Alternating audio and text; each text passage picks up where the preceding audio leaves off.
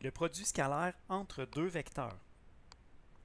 Objectif de la présentation, calculer le produit scalaire de deux vecteurs. Quelle est la définition du produit scalaire? Alors, soit deux vecteurs A et B. On donne A et B en fonction de leurs composantes x, y et z. Donc, A c'est AX dans la direction I, AY dans la direction J et AZ dans la direction K. Et on fait la même chose pour B. Donc, on le donne en fonction de ces trois composantes. Le produit scalaire entre A et B est représenté par A avec un petit point. Donc ça signifie produit scalaire entre A et B. Et le produit scalaire est donné en fonction des composantes, donné comme ceci. Donc A fois B, on a la multiplication des composantes x plus la multiplication des composantes y plus la multiplication des composantes z. Le résultat de tout ça est un scalaire. Donc, il n'y a pas de I, J et K dans la réponse. Puisque la réponse est un scalaire, c'est une seule valeur numérique. Il n'y a pas de I, J et K dans la réponse.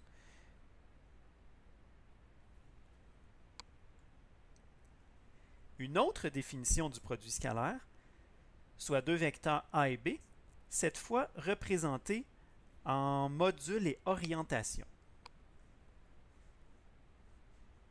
Donc, le produit scalaire A et B, toujours représenté par A avec un petit point fois B.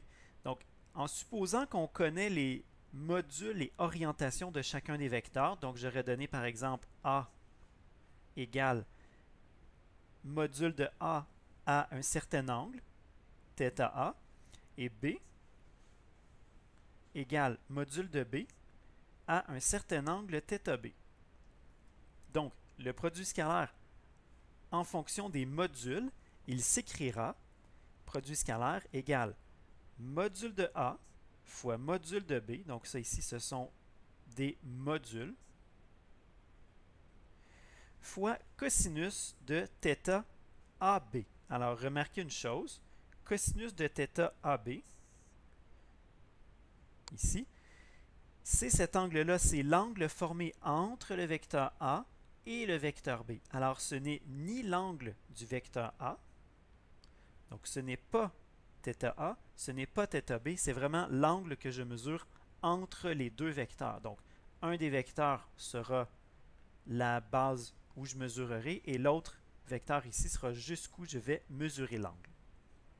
Donc, on n'est pas en train de parler d'un angle par rapport à des axes, mais vraiment d'un angle entre deux vecteurs.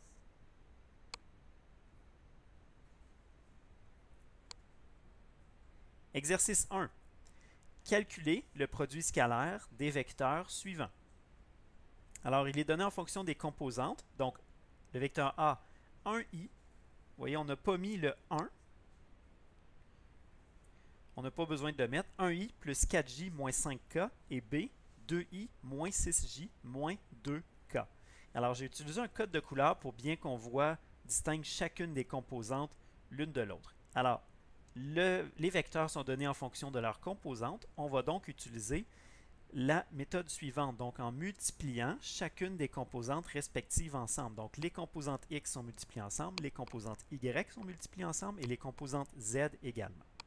Alors, qu'est-ce que ça me donne? Ça me donne ceci. Donc, j'ai multiplié le 1 avec le 2, ici. On multiplie les composantes y, donc le 4 avec le moins 6. Donc, vous voyez que le signe moins, il appartient à la composante. Et les composantes z, donc on avait moins 5. Donc, je prends le moins ici, là, qui est dans la composante. Je prends le moins, je le transpose ici, et le moins qui est là, également ici. Donc, on multiplie les composantes ensemble. On les additionne. Donc, 2. Ici, ça donne moins 24. Et cela ici me donne plus 10. Donc, pour un total de moins 12. Donc, c'est juste un chiffre qu'on va donner en réponse finale. Et il n'y avait pas d'unité dans nos vecteurs au départ, donc on aura 100 unités à la fin. Exercice 2. Calculer le produit scalaire des vecteurs suivants. 2 newtons à 60 degrés et 4 mètres à 40 degrés. Alors, remarquez premièrement que les unités sont différentes. Donc, j'ai des newtons et des mètres. Alors, on peut très bien multiplier ensemble des valeurs qui ont des unités différentes. Ça peut être utile de représenter ces deux vecteurs-là. Alors, voici le vecteur A, 60 degrés. Donc, 60 degrés, on parle d'un angle par rapport à l'axe, par exemple, des x positifs. Et le vecteur B, la même chose, 40 degrés, par rapport à l'axe des x positifs. Alors, quand je vais faire mon calcul, je vais utiliser ici la méthode avec les modules et l'angle entre les deux vecteurs. Or, cet angle-là n'est ni 60 ni 40 degrés. Donc, si je veux mesurer mon angle entre les deux vecteurs, je vais devoir les placer comme ceci, donc en faisant coïncider leurs extrémités. Et on va aller calculer notre angle. Donc, si on avait pour le vecteur B, ici, on avait 40 degrés. Et pour le vecteur A, on avait 60 degrés. Il me reste donc ici, entre les deux, il me reste un angle de 20 degrés qui sera l'angle entre les deux vecteurs. Donc, 2 fois 4, donc ce sont les modules, fois cosinus de 20 degrés, et on obtient 7,52 newtons fois mètre. Donc, les unités, là, comme j'ai multiplié les termes en newtons et en mètres, j'obtiens quelque chose qui est en newtons fois mètre.